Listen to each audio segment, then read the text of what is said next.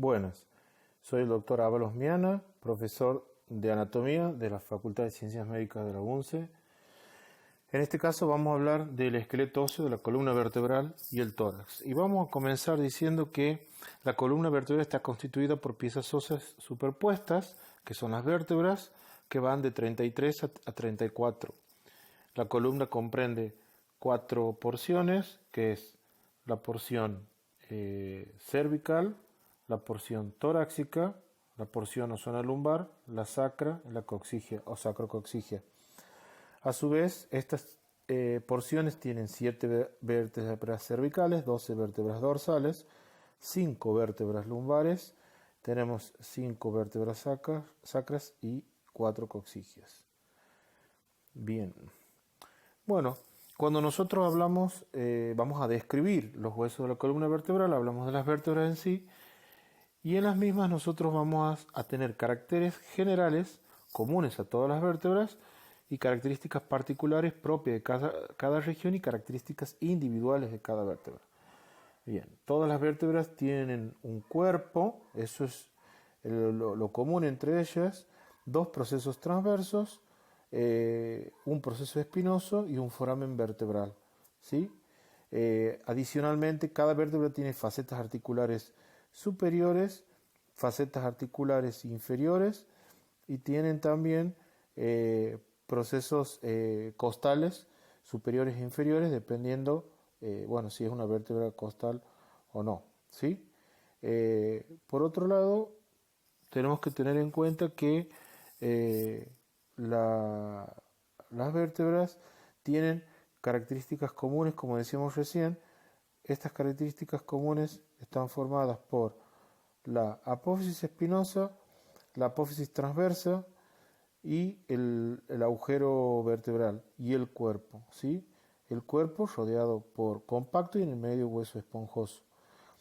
Si ustedes pueden observar aquí la carrilla de la escotadura vertebral superior, con la cual se articula con la vértebra suprayacyente, y después estamos viendo aquí las carrillas o fositas costales en este lado, y aquí también tenemos las fositas costales en las apófisis transversas de las vértebras, ¿sí? Bien, aquí tenemos una imagen en donde vemos una vértebra torácica, en donde tenemos un cuerpo, tenemos en el macizo apofisiario hacia atrás, tenemos un pedículo. El pedículo va desde el cuerpo hacia la apófisis transversa, que es esta, y tenemos hacia atrás una lámina, que la lámina va desde la base de la apófisis transversa hacia la apófisis espinosa, que es esta. Aquí tenemos la otra apófisis transversa, y estas son las fositas articulares costales.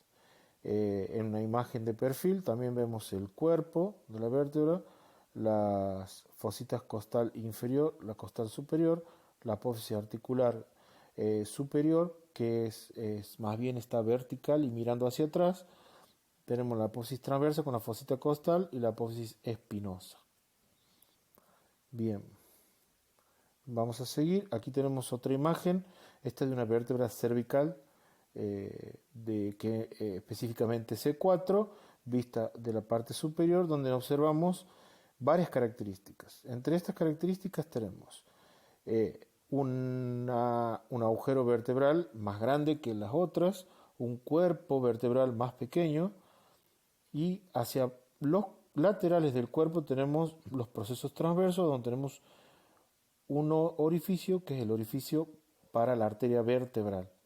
Después tenemos la apófisis transversa, que tiene 2 tubérculos posteriores, eso puede variar, y después tenemos los procesos unciformes, que son estas elevaciones superiores de los cuerpos de las vértebras.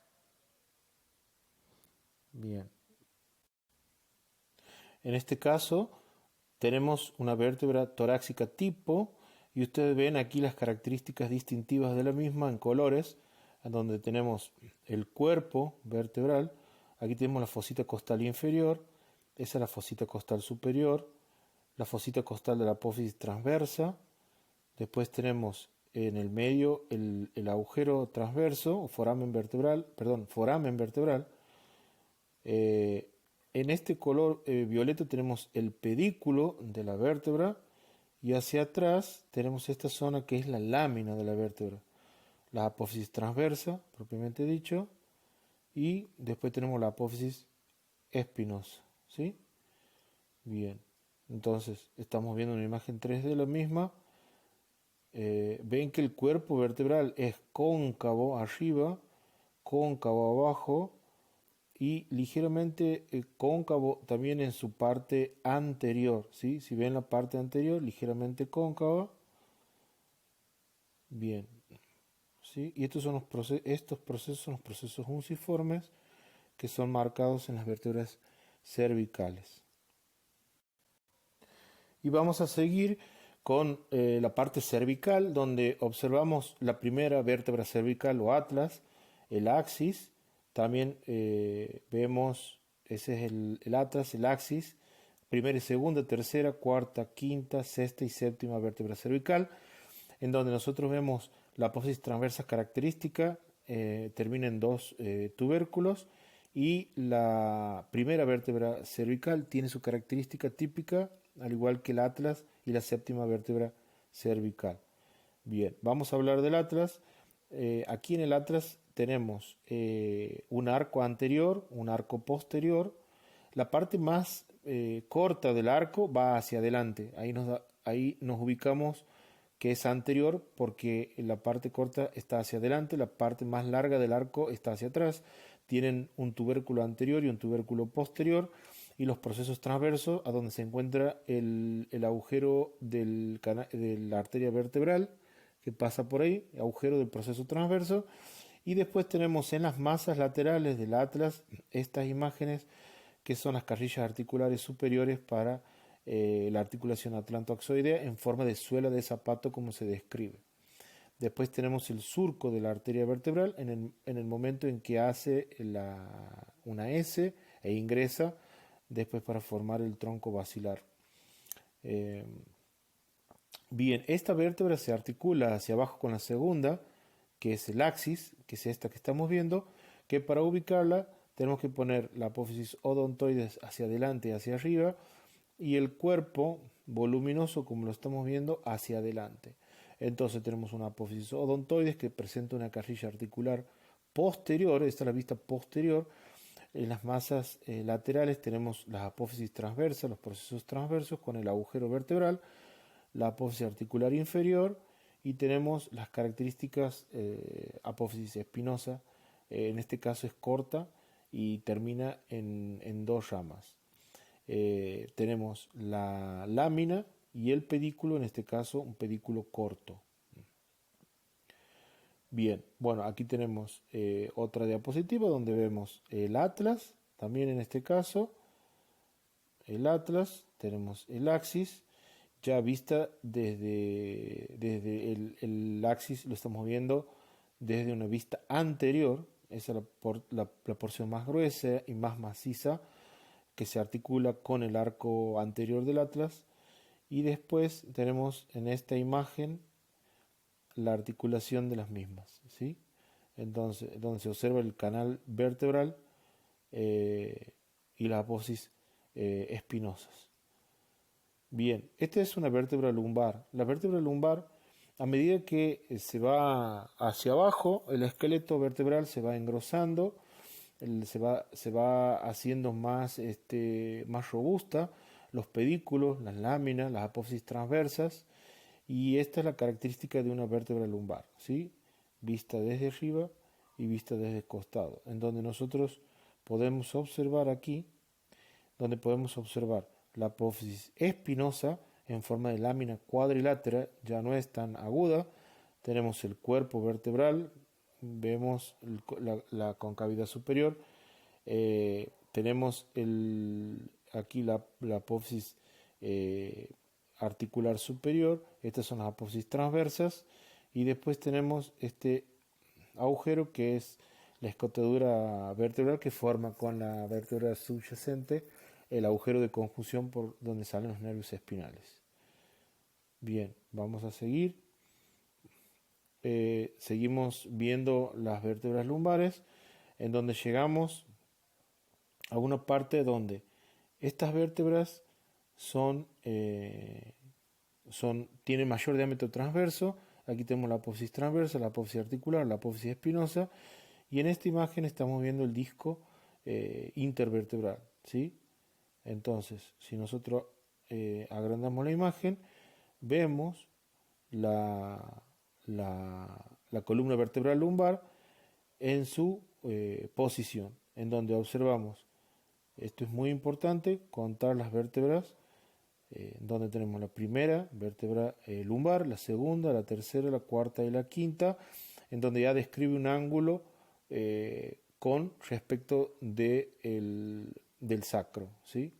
Y van a formar la unión entre la quinta vértebra lumbar y el sacro, que es donde está el promontorio. Bueno, esta es una imagen posterior de las vértebras, de las vértebras lumbares. A ver, vamos a ver. Y bueno, ahora llegamos al sacro, a la parte inferior, a donde tenemos las vértebras sacras fusionadas y observamos las características desde la cara anterior a la izquierda y la cara posterior a la derecha. ¿Cuáles son las características? Bien, que el sacro tiene los forámenes sacros anteriores, son estos que se ven aquí, que se relacionan con cada vértebra sacra. Hacia ambos lados tenemos las alas del sacro, y hacia arriba tenemos esta zona que es la zona que forma un ángulo con la quinta vértebra lumbar, que es la zona del promontorio. Estas son las líneas transversas anteriores del sacro. Y ya que estamos aquí en la parte del coxis, estamos viendo también las vértebras coxales fusionadas.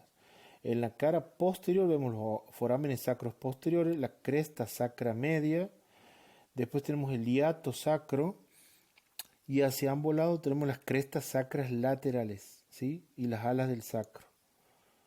Bueno, después tenemos el canal sacro arriba y las apófisis articulares superiores del sacro.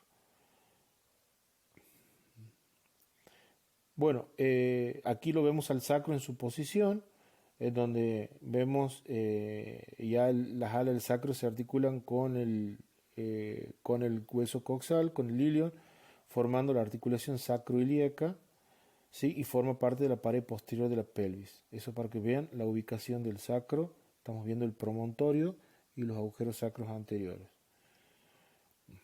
Bien.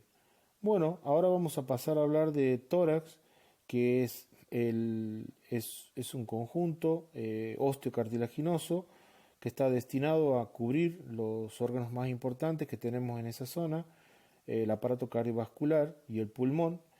Y en sí el tórax tiene una parte anterior, una cara posterior, unas caras laterales, un orificio superior y un orificio inferior. En este caso estamos hablando de la parte superior o opérculo torácico inferior, la parte inferior del tórax, donde está relacionado con el músculo diafragma, está cubierto, tapizado por el diafragma, y después las paredes laterales formadas por las costillas en sí.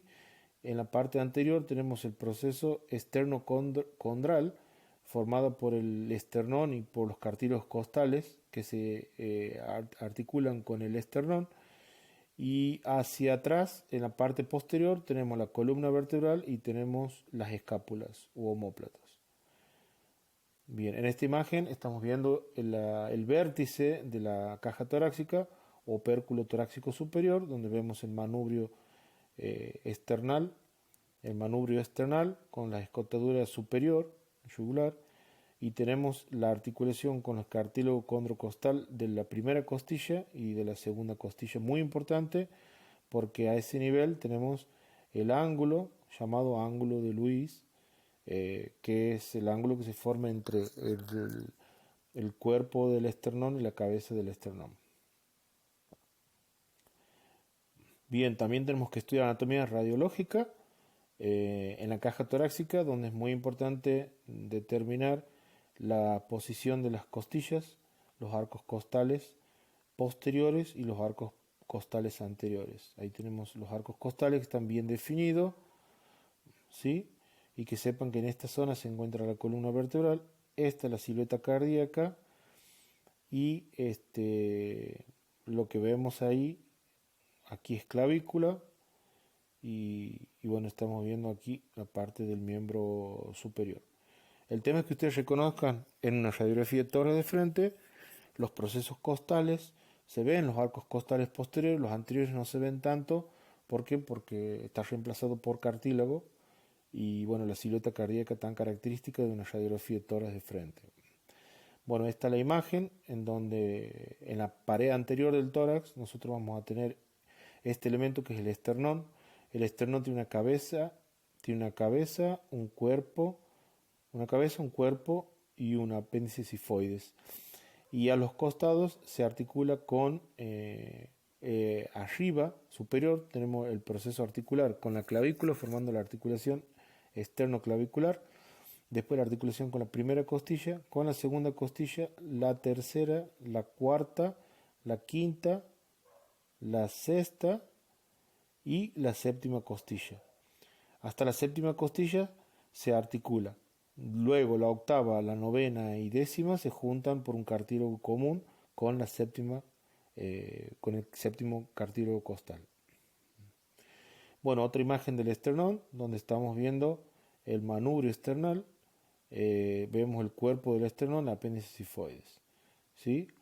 Esta zona es la zona de las carrillas articulares para la clavícula, forma la articulación esternoclavicular, las carrillas articulares para los procesos costales, condrocostales, y esta es una imagen de perfil donde estamos viendo los procesos articulares del esternón.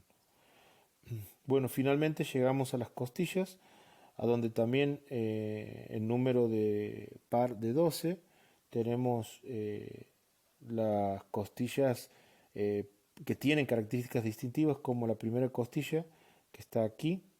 Esta es la primera costilla, ¿sí?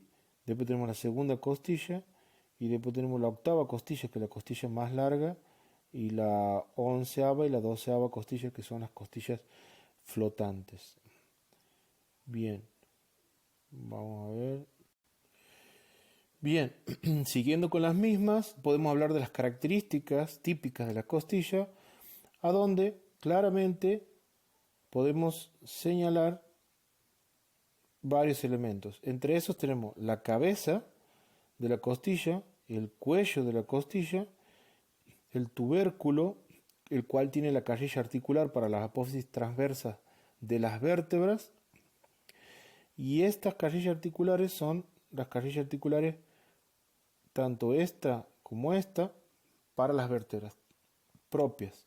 Después tenemos un ángulo a donde se torsiona este hueso y vamos a tener un borde superior y un borde inferior. Muy importante el borde inferior porque ahí está el surco costal o canal subcostal por donde pasan los elementos vasculonerviosos que nosotros tanto preguntamos, que son la arteria, la vena y el nervio subcostal.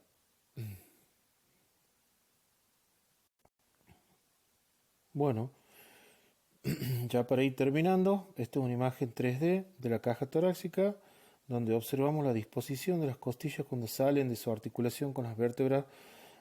Toma una dirección la cabeza hacia atrás, hacia arriba oblicuamente. Una vez que llega al ángulo de la apófisis transversa de la vértebra, toma una dirección oblicua hacia abajo y hacia adelante. Es la dirección que vemos aquí. Y después termina en el cartílago costal, y el cartílago costal se inserta o se articula con el esternón, la primera, la segunda, la tercera, la cuarta, la quinta, la sexta y la séptima, y a la séptima se agregan, esta es la séptima, ahí está, se agregan la octava, la novena y la décima costilla. Y después tenemos las otras costillas que son estas más cortitas, que es la costilla número 11, la costilla número 12, que son las costillas flotantes que no tienen articulación hacia adelante. Bueno, y para terminar, vamos a hablar de las características de la primera costilla, en donde tenemos un cuello, una cabeza, un tubérculo, y luego tenemos un surco para la arteria subclavia y un surco para la vena subclavia. Tenemos el tubérculo del músculo escaleno anterior y la impresión del ligamento costoclavicular. Si vamos a la imagen de al lado, estamos viendo la misma primera costilla, pero donde se observan las inserciones musculares. Para que ustedes vayan entendiendo un poquito más, tenemos el músculo serrato superior, posterior superior, el primer elevador de la costilla, el músculo escaleno, el escaleno anterior, donde se encuentra el tubérculo del escaleno anterior o tubérculo de Lisfranc, bien marcado en la primera costilla, el músculo serrato anterior, el ligamento costoclavicular y el ligamento costoclavicular posterior. Muchas gracias.